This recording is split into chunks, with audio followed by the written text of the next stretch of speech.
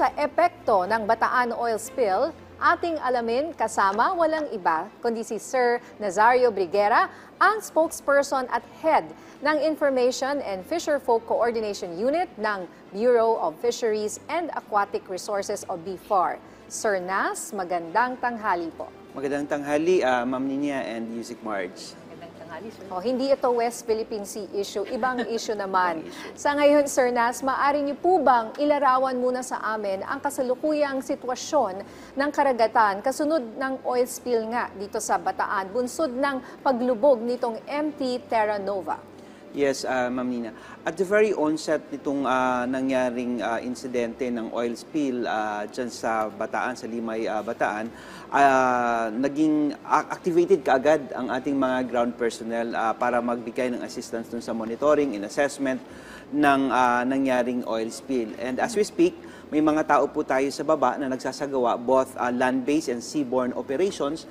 At ayon sa monitoring natin, may mga nakikita sa mga karatig na lugar, yung oil sheen. So manipis lamang po ito, no, na nakikita nakalutang sa tubig. But taliwas doon sa mga napapabalita like in Hagonoy, Bulacan, nakita naman na clear pa naman yung waters at wala pang dumadaong na mga oil slick. Maliban lamang sa latest report na natanggap natin this morning, dyan po sa may bahagi ng Tanza, Cavite, sa Naik, Noveleta, and Rosario, may napapabalita ng dumadaong na mga oil slick. No? Posibleng nanggagaling na ito doon sa lumubog na barko. Pero ang kagandahan dito, ang magandang balita ayon sa Coast Guard, ay nasarahan na yung mga valves ng lumubog na barko, yung tangke nito. At within the day, magsisimula na yung pag-siphon nung mga oil, yung fuel, industrial fuel doon sa lumubog na barko. Sir Nas, no, sakali naman po na maging malawak ang oil spill sa Bataan, gaano po kalaki ang magiging epekto nito sa ating mga kababayang mangingisda? At gaano po kalaki ang mawawalang kita sa mga fisher folks sa mga apektadong lugar? Yes, Yusik March, magandang tanong po yan. Actually, umaasa tayo na hindi na po ito mag-worsen, hindi nilalala. No? Taking into account yung ibinalita sa atin ng Philippine Coast Guard. Pero kung maging malala ito at lumawak yung pagkalat ng oil spill, ang estimated loss of income, pinagsama-samang bilang ng mga mangisda sa Region 3, Region 4A, and then dito sa NCR, ay nasa for 22 days kung maging tuloy-tuloy ang pagtatagas at yung negatibong epekto nito ay nasa 351 million pesos ang maaring mawala. At ang apektado rito ayon sa talaan ng ating mga registered fisherfolk doon sa tatlong rehiyon na yun ay meron tayong 46,000 na mga mangingisda. Okay. May rekomendasyon po ba kayo mula dyan sa BFAR kung kinakailangan na po bang magpatupad ng fishing ban sa mga apektadong lugar? Kahapon po nagpalabas po tayo ng opisyal na pahayag at sinasabi natin na yung BFAR hindi pa naman nag-rekomenda ng fishing ban, taking into consideration nung resulta naging sensory evaluation ng mga isdang samples galing po sa Bataan, no? Na lumabas naman negatibo sa traces ng oil spill. Kaya lang matapos na mailabas natin yung opisyal na pahayag na yon, may latest report tayo natanggap mula doon sa Region 3 na kung saan nagkaroon pag-uusap ang mga officials, yung interagency officials natin, at na sinasabi na yung pagpapasya tungkol sa pagdideklara ng fishing ban ay binibigay na po ito sa mga local government units. Ibig sabihin, nasa local government units na ang pagpapasya kung magdideklara sila base doon sa aktual na sitwasyon na nangyayari sa kanilang lokalidad. Ang mandato po ngayon ng BFAR ay siguraduhin na patuloy ang assessment and evaluation patungkol doon sa kaligtasan sa pagkonsumo ng isda doon sa mga apektadong lugar. Pero siguro mas safe na sabihin na rin, lalo na dito sa Cavite, na kung nakikita talaga natin actual situation, may oil slick na, no? Talagang may kumapit ng mga oil slick doon sa crustaceans, yung mga alimango o yung mga shellfish at isda na sabihin nating dumaong na patay na ito. So, huwag na po nating i-consume ito. So, yun po siguro ang magiging abiso po natin. May fishing ban man o wala, nakikita natin yung actual situation, tayo po ang magdidesisyon kung talagang ligtas ba o hindi na.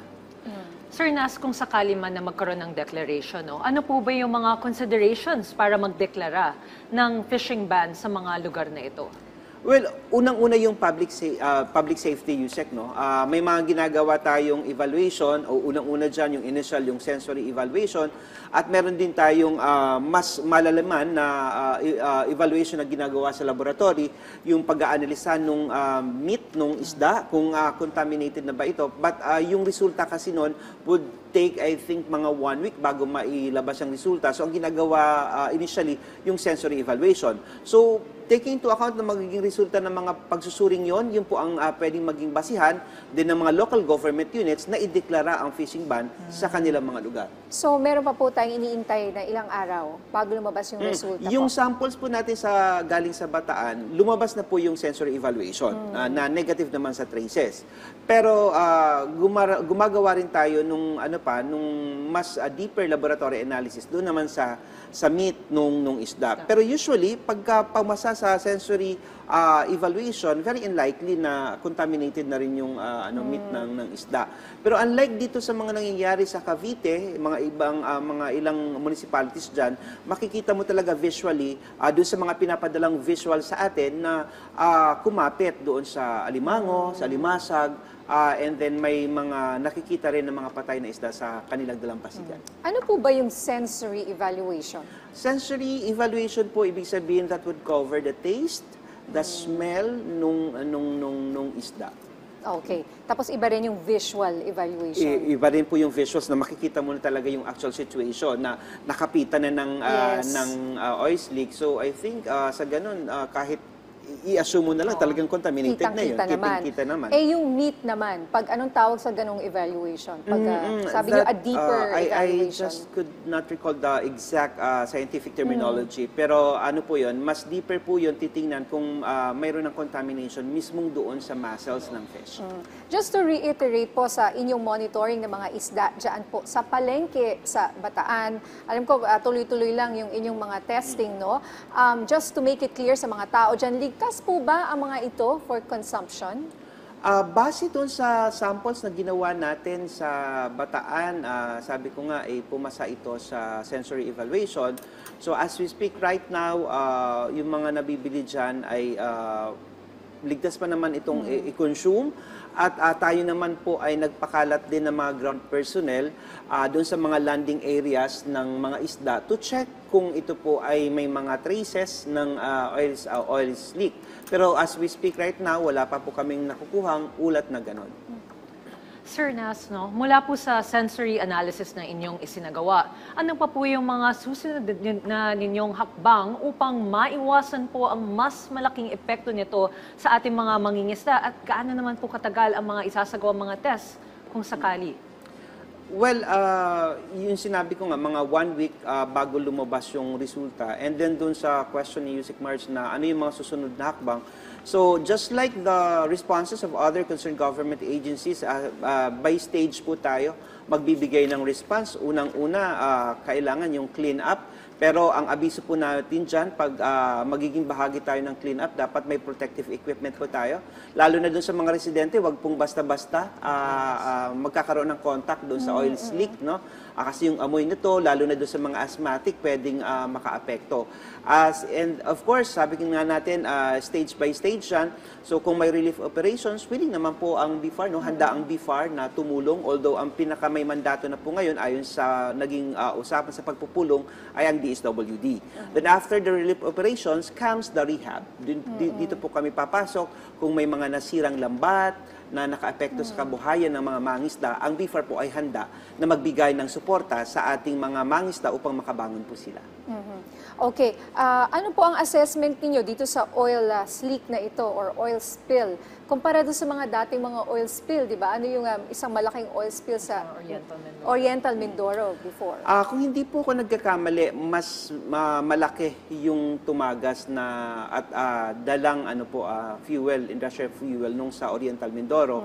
And dito po kasi sa Limay Bataan, I think nasa 1.4 million liters ang karga nung karga ng barko.